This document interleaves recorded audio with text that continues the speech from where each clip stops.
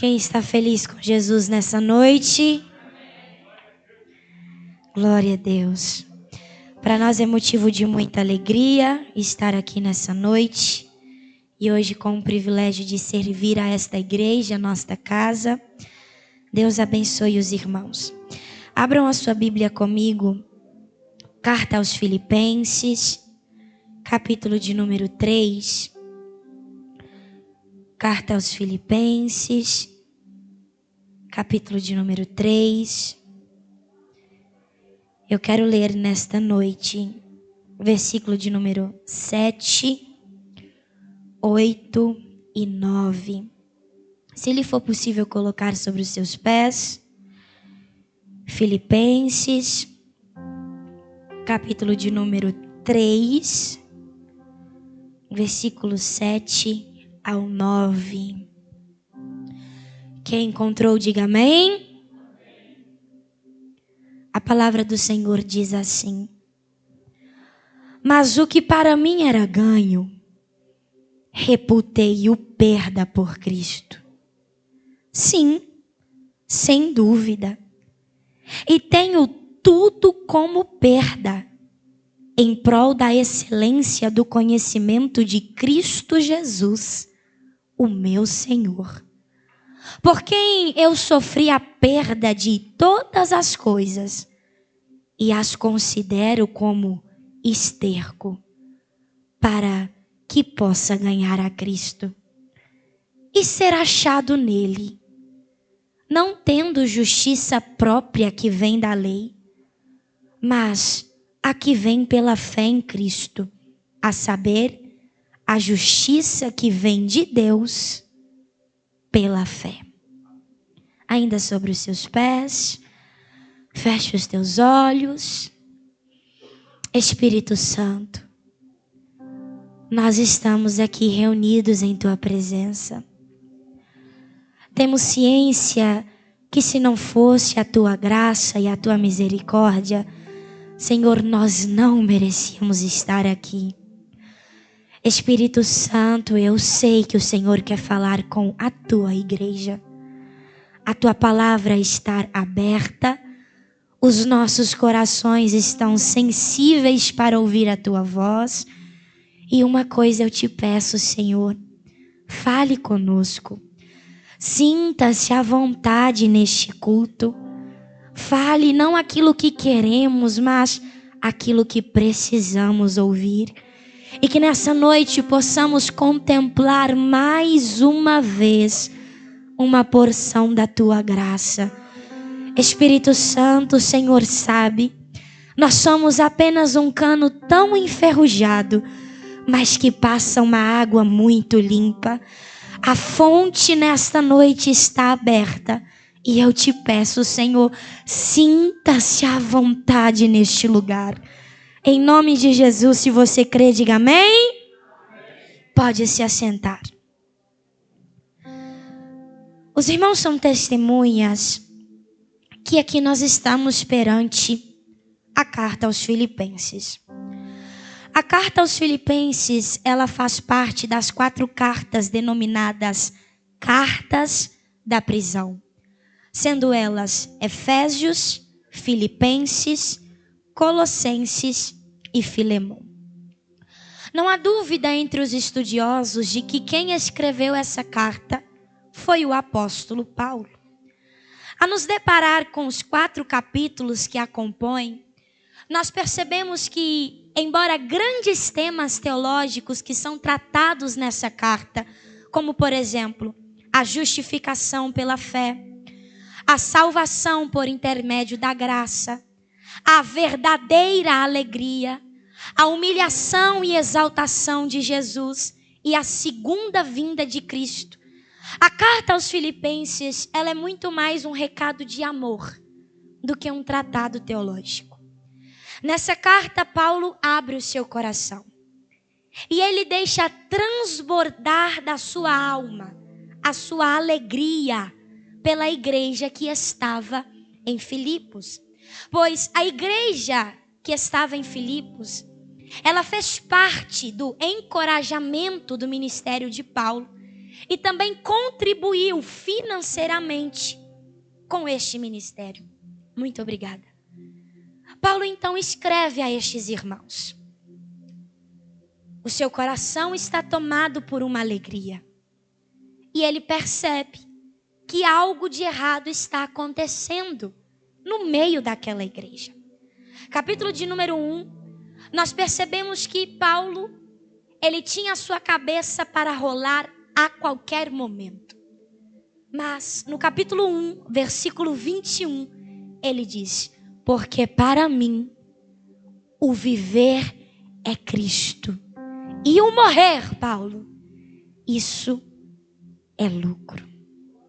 A qualquer momento, ele poderia perder a sua vida, mas ele jamais perderia a sua fé em Cristo Jesus. Paulo estava convicto que a sua vida neste mundo é passageira, é momentânea, mas a vida que o aguardava era muito maior e mais excelente. E esta é a vida eterna. Capítulo de número 2. Paulo nos mostra o exemplo de Cristo. O exemplo de humildade. Pois ele, mesmo sendo Deus, não teve por usurpação ser igual a Deus, mas humilhou a si mesmo, assumiu forma de servo e tornou-se semelhante aos seres humanos. Deus poderia lançar sobre nós a sua condenação, mas ele escolheu derramar sobre nós o seu amor.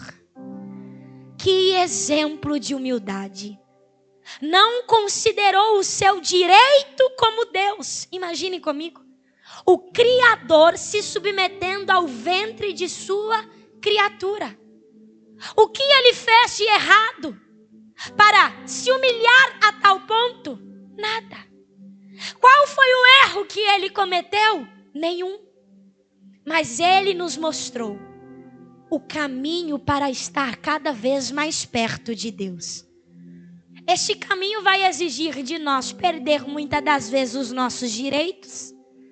Talvez vamos olhar e falar: mas eu estou certo. E Jesus nos ensina: vá pelo outro caminho. Abaixe a cabeça, humilhe a si mesmo e siga por esta direção. Capítulo de número 3 está o versículo que lemos. Neste capítulo de número 3, nós percebemos que a verdade estava sendo atacada. O evangelho estava sendo atacado. Paulo ergue a sua voz, pois, como disse Martinho Lutero, a paz, se possível, mas a verdade a qualquer preço. Ele ergue a sua voz para falar, não de um Cristo que ele apenas conhecia de teoria, mas o Cristo que ele conhecia de relacionamento. Ele ergue a sua voz para defender a verdade do Evangelho. No versículo de número 1, Paulo começa introduzindo aquilo que ele vai dar prosseguimento no versículo de número 7. Ele diz: finalmente, meus irmãos, alegrai-vos no Senhor. Eu pergunto, como Paulo pode falar de alegria estando preso? Como Paulo pode falar de alegria sabendo que a qualquer momento a sua cabeça poderia rolar? Como ele pode não apenas falar da alegria, mas se alegrar no Senhor, olhando para toda a circunstância que ele estava vivendo? Este versículo nos mostra uma verdade. A verdadeira alegria, ela não está pautada em circunstâncias. A verdadeira alegria, ela não está pautada em um saldo bancário positivo. A verdadeira alegria, ela não depende de um diagnóstico médico. A verdadeira alegria, ela não está centrada nas coisas deste mundo, mas a verdadeira alegria tem um nome, e o seu nome é Jesus Cristo. É por isso que as circunstâncias não são capazes de parar o ministério de Paulo. As pressões não são capazes de silenciar a sua voz em meio à geração, porque ele está tão firme com a sua identidade em Cristo, que ainda que o mundo esteja desmoronando à sua volta, ele tem uma convicção: eu preciso de Cristo, eu caminho com Cristo, Cristo é a minha força, Cristo é o meu alicerce, Cristo é quem me sustenta, Ele é tudo que eu preciso.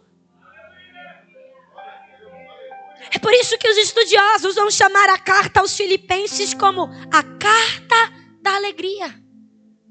Pois em pequeno tempo, em poucos capítulos, Paulo consegue fazer menção à alegria de 15 a 19 vezes. Porque a sua alegria estava centrada em Cristo. Ele poderia perder tudo, mas enquanto Cristo estivesse na sua vida, ele estaria alegre. As pessoas poderiam virar o rosto para Paulo. Ele poderia ser perseguido, açoitado, e até tentaram silenciar o seu ministério, mas enquanto Cristo estava com ele, ele tinha uma convicção: eu já tenho tudo aquilo que me sustenta, então nada e nem ninguém pode me parar. A alegria cristã, ela nos sustenta, mesmo nos momentos de crise. Porque ainda que passemos pelo vale da sombra da morte, se Cristo está conosco, isso não significa que não vamos chorar, mas ainda que choremos, uma certeza nós temos: o choro pode durar uma noite, mas quando for no outro dia, a alegria virá. Tem duração a tristeza, mas a alegria do cristão permanece para sempre. Alegrai-vos no Senhor. Olhai para Cristo. Talvez as coisas não estejam muito bem para você nessa noite, e o Senhor não quer que você finja que está tudo bem, mas Ele caminha em nosso meio nessa noite lhe dizendo: eu estou contigo, eu caminho contigo, eu te sustento, eu te mantenho de pé, eu sou a sua força, eu sou o seu alicerce, eu estou com você.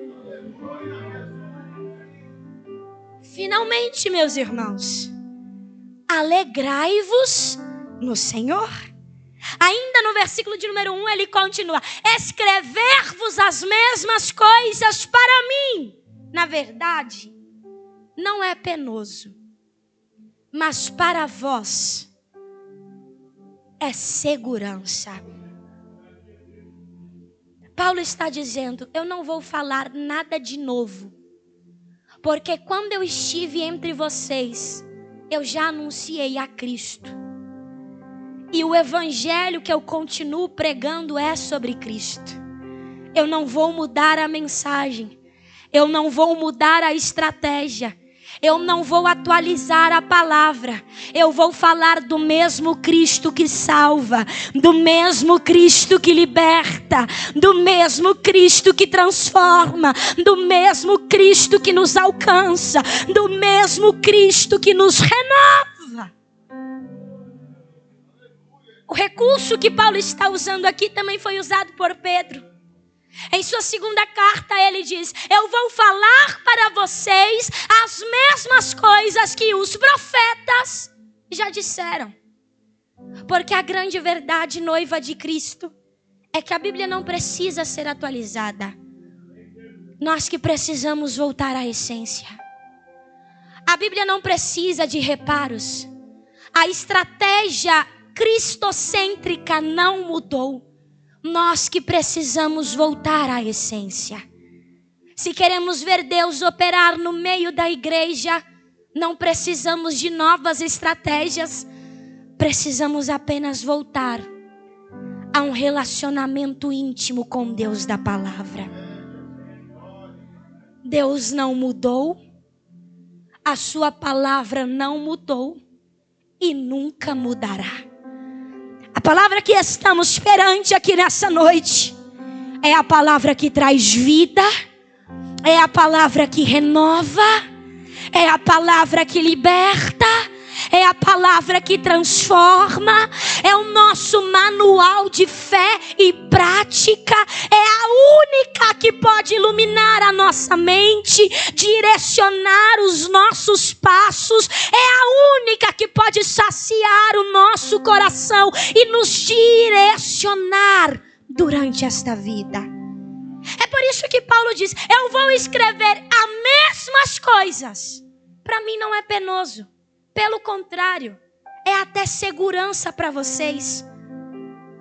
Ou seja, o evangelho não é repetitivo. O evangelho é transformador.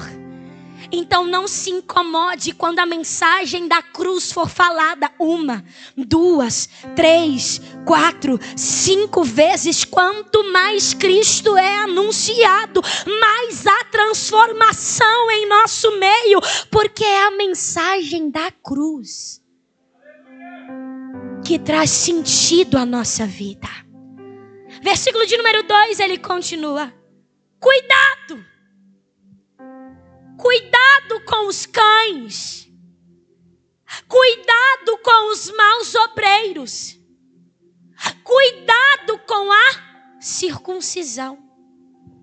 Outras versões, ao invés de usar a palavra cuidado, vão usar o termo acautelai-vos ou guardai-vos. Ambas palavras têm o mesmo sentido. Vigie. E não se deixe levar por qualquer vento de doutrina. Paulo repete 3 vezes: cuidado com os cães, cuidado com os maus obreiros, cuidado com a circuncisão. O Henry Wisber vai dizer que aqui Paulo não está falando de 3 grupos diferentes. Ele está falando do mesmo grupo com nuances diferentes, ou seja, estratégias diferentes. O que me assusta no texto é o fato de Paulo chamar o falso mestre de cão, cachorro. Naquela época, o cachorro não era como nos nossos dias. O cachorro, ele era um animal semi-selvagem. E ele caçava a sua presa aos latidos. Era considerado por toda a sociedade, não importava a cultura, como um animal impuro. O cachorro naquela época não era domesticado, se alimentava de carniça. E aonde estiver um corpo morto, ele comia. Paulo diz: os falsos mestres não são diferentes. Eles andam por aí, vagueando, procurando uma pequena brecha para devorar a sua presa e afastar a noiva de Cristo do evangelho puro e simples que conhecemos. Eles estão por toda parte. E a palavra falada por Paulo permanece atual em nossos dias. Então, como porta-voz do Senhor nessa noite, eu lhe digo: cuidado. Cuidado com um cristianismo disfarçado. Cuidado com aqueles que pregam por aí apenas um evangelho triunfalista. Cuidado com aqueles que querem acrescentar a mensagem da cruz, alguns amuletos, e dizem: você só será salvo se você fizer isso e isso. Paulo está dizendo: cuidado! O evangelho é só um, a mensagem é só uma, o Cristo é só um, o caminho também é um, e este caminho é o único que pode nos levar ao Pai. O evangelho não precisa de firula. O evangelho não precisa de acréscimos. Deus não tem que te prometer algo para você servir a Ele. Eu não sirvo a Ele por aquilo que Ele vai fazer, mas eu sirvo a Ele porque a cruz era o meu lugar e Ele te entregou por mim. Eu adoro a Ele porque o preço de sangue, quem deveria pagar éramos nós, e Ele pagou em nosso lugar. Eu adoro a Ele, não porque Ele vai me dar riquezas, não porque Ele vai me dar um nome, não porque Ele vai me conceder poder, mas eu adoro a Ele porque Ele é tudo que eu preciso. Cuidado. É com temor e tremor que a minha alma anuncia isso nessa noite. Que evangelho você tem seguido? Que mensagem da cruz você tem seguido? Qual é o Cristo que você tem adorado? Porque um Cristo verdadeiro, Ele não te pede algo para escrever o seu nome no livro da vida, mas Ele só diz: se renda a mim, se lance aos meus pés, me entregue você por completo. Eu não quero aquilo que você possui, eu só quero a sua vida. Versículo de número 4, Paulo prossegue dizendo: se bem que eu queria me gloriar na minha carne, se bem que eu poderia me gloriar na minha carne. Em versículos 5, 6, ele começa a apresentar todas as suas qualidades. Versículo de número 3, ele diz: pois nós que adoramos a Deus no Espírito e nos alegramos em Cristo, é que somos a circuncisão. Peraí, o que Paulo está atacando aqui? Judaizantes. Estes estavam infiltrando na igreja que estava em Filipos. E eles diziam assim: para vocês serem salvos, o sangue de Cristo não é suficiente. Vocês precisam observar algumas leis cerimoniais. E uma destas leis era a circuncisão. Eles diziam: Cristo pode até salvar, mas é preciso de algo a mais para vocês serem salvos. Aí Paulo não aguenta e ele começa a escrever: se bem que eu poderia me gloriar na minha carne, porque se qualquer outro pensa ter razão para se gloriar na carne, eu ainda mais. Versículos 5 e 6. Eu fui circuncidado ao 8º dia.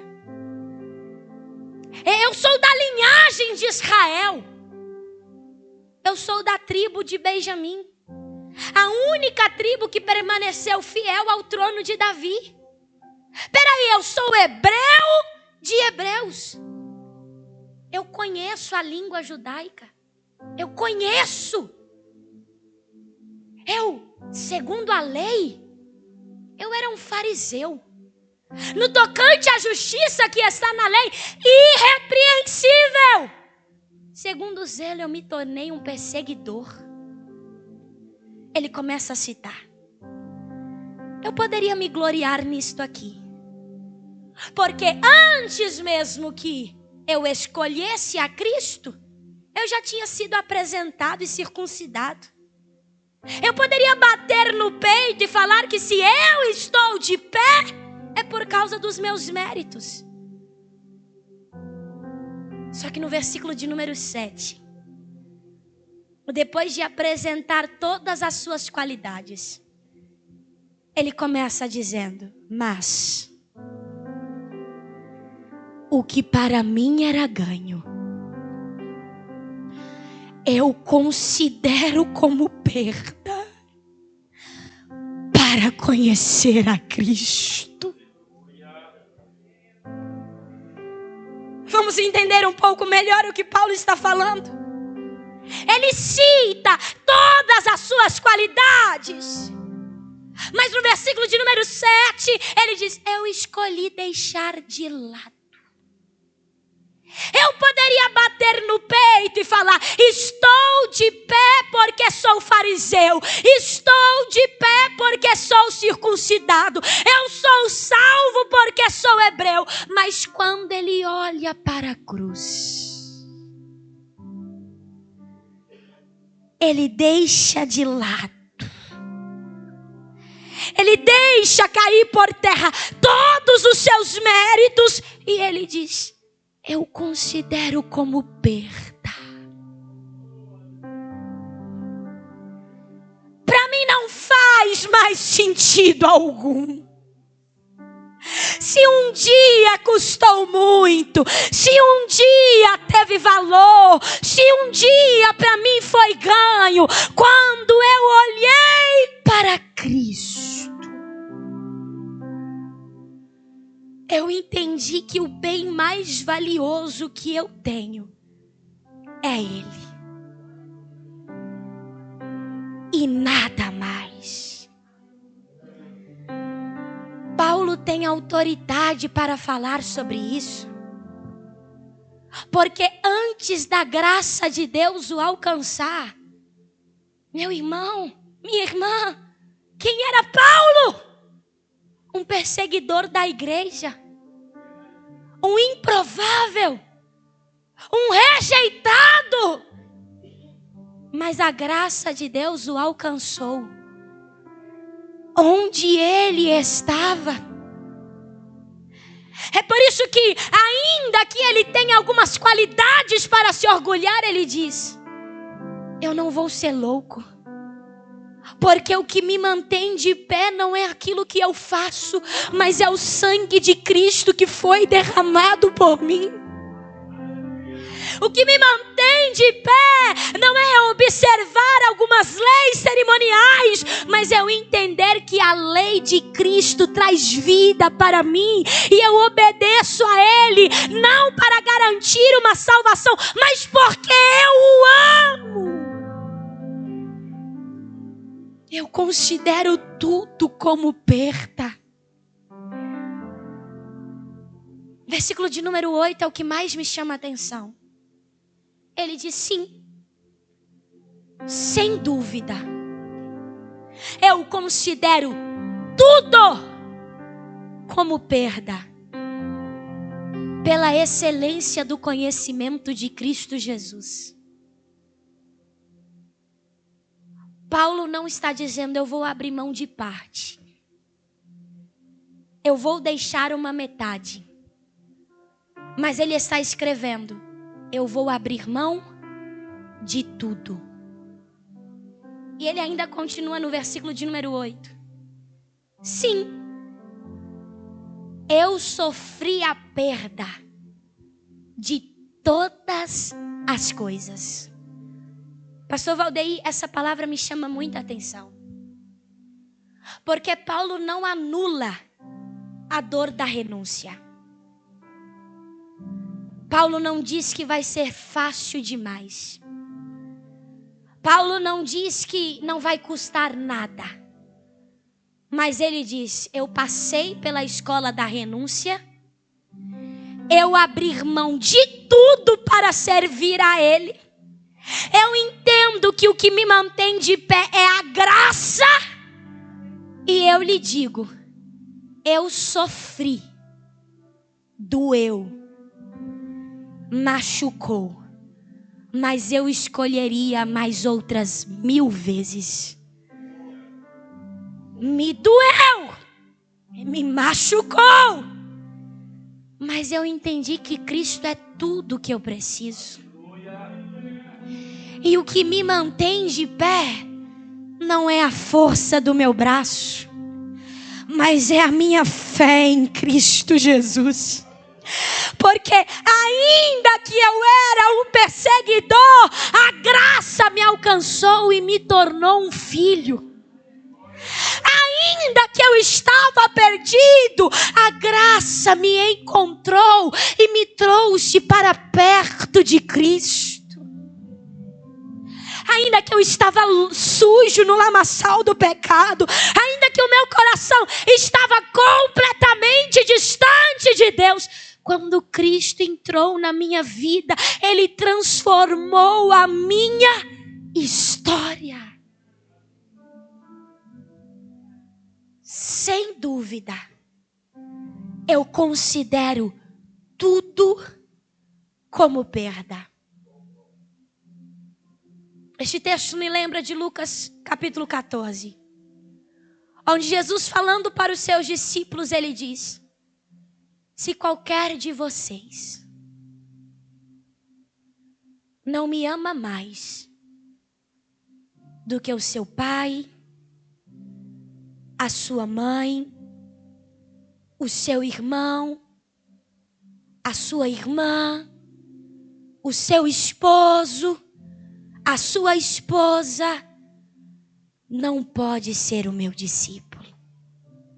Pois qualquer que não tomar a sua cruz e renunciar tudo o que tem, não pode ser o meu discípulo. O convite de Cristo nesta noite para nós é: o que para você é precioso demais, que está ocupando o meu lugar na sua vida? Talvez algo que você diga, mas custou tanto, tem tanto valor. Um dia exigiu de mim saúde, investimento, financeiro. Mas Senhor, eu não quero que nada atrapalhe o nosso relacionamento. Eu não quero que nada seja obstáculo no meio do caminho, para que eu e o Senhor tenhamos um relacionamento sincero e íntimo. Então não importa se para mim um dia custou muito, nesta noite eu te entrego. Nesta noite eu te entrego. Nesta noite, Senhor, eu digo para ti, custou caro, mas eu entendo que o maior bem que eu possuo é o privilégio de me achegar ao trono da graça com bastante confiança, porque ao invés de apontar o dedo sobre mim, o Senhor vai me acolher com seus braços de amor. Eu não sei o que para você nesta noite tem um alto valor, porque temos o costume de falar com os nossos lábios, pastores: Cristo é tudo que eu tenho, Cristo é mais precioso do que todas as outras coisas. Mas eu posso mudar essa pergunta nesta noite? Eu não quero aquilo que você fala, mas eu quero te perguntar sobre as suas ações. As suas ações dizem que Cristo é mais importante para você? As suas escolhas diárias mostram que Cristo tem um alto valor na sua vida? As suas atitudes, o seu comportamento, a sua forma de falar, porque o Senhor não está à procura de espectadores. O Senhor não está à procura de pessoas nominais. O Senhor está à procura de crentes genuínos, que falham, que erram, mas que se prostram e reconhecem: Senhor, eu sou falho, Senhor, eu sou pecador, Senhor, se fosse olhar para os meus próprios méritos, eu não estaria aqui, mas Senhor, eu reconheço que Tu és tudo que eu preciso. Senhor, eu reconheço que se não fosse a Tua graça, eu não estaria de pé, e se não fosse a Tua misericórdia, eu já teria morrido há muito tempo. É por isso que Paulo ergue a sua voz. E ele diz, ele repete: eu considero tudo como perda, pois o sangue de Cristo me alcançou. E quando ele me alcançou, não ficou vestígios do passado. Não ficou marcas da minha história passada. Mas quando Cristo me alcançou, Ele removeu tudo aquilo que um dia poderia ser culpa sobre os meus lombos. Ele escreveu o meu nome no livro da vida. E Ele me convida todos os dias para um relacionamento com Ele. O que você tem para entregar para Cristo hoje?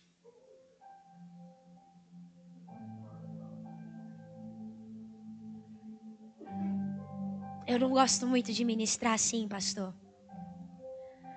Mas não é sobre o que eu quero nesta noite. Nunca será. É sobre um Espírito Santo, o nosso amigo,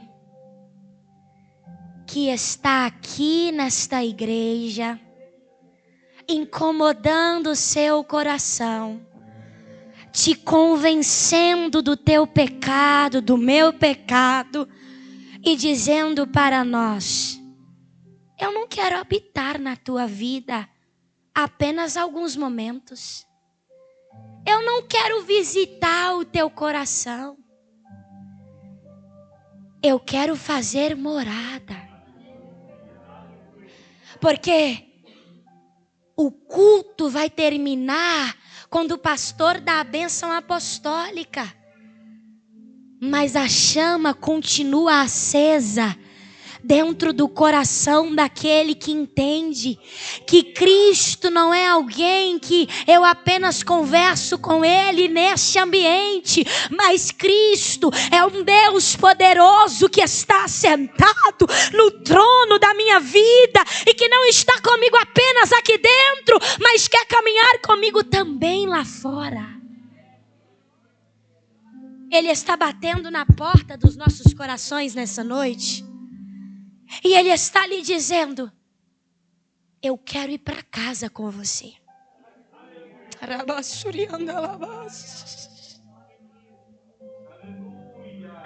Eu quero estar com você em todos os momentos. Será que você ainda não entendeu? Eu não quero que você pare as suas obrigações. Eu não quero que você largue tudo. Mas eu quero que você me leve para o seu trabalho, para a sua casa, para a sua escola, para a sua faculdade, para a sua vizinhança. Será que é difícil demais deixar eu entrar com você nesses ambientes? Será que é duro demais entender que eu quero é ser o seu amigo? Eu quero caminhar contigo. Eu quero estar com você em todos os momentos. Então Ele bate de novo na porta do nosso coração e Ele diz: eu posso entrar. Mas Senhor, eu já te sirvo, eu já te adoro. Para mim o Senhor já estava aqui dentro. Ele diz: não, porque tem algo muito valioso para você que está me impedindo de ser o Senhor da tua vida. Tem algo que para você está valendo mais do que a minha presença. E longe de mim apontar o dedo para você nessa noite, Mas eu quero ser sensível à voz do Espírito Santo. E eu ouço Ele dizer nesta casa: eu quero ir com você aonde você for. Então, se o ambiente não caber Cristo, não entre. Se o ambiente não glorifica o nome de Cristo, não vá. Se essa atitude não convém para um cristão, não faça. Qual é o seu tudo nessa noite que você vai deixar aos pés da cruz? Paulo diz: eu considero tudo como perda. O tudo dele era tudo que ele citou no versículo 5 e 6. Mas qual é o seu tudo nessa noite? O que tem te impedido de mergulhar mais fundo? Eu quero te convidar a ficar sobre os seus pés. E eu quero que você reflita sobre isso.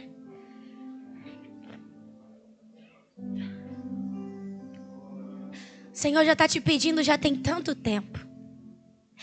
O Senhor já está falando com você incessantemente. O Senhor já está dizendo: eu não quero que isso atrapalhe.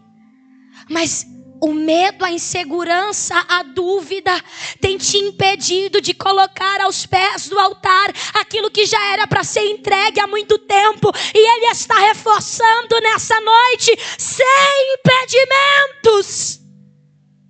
Deixe aos pés da cruz, com seus olhos fechados.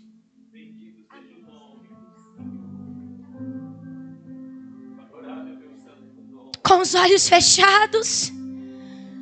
É o seu momento com o Espírito Santo. Ele está aqui nessa noite conversando com você. É o seu momento com Ele. Diga para Ele o que você tem para entregar hoje.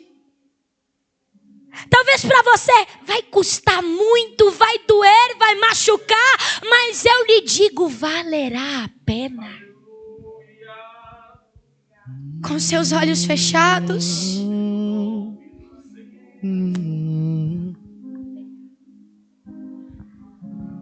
Toma-me, rendido estou aos pés da cruz. Me encontrei, o que tenho te entrego, ó Deus.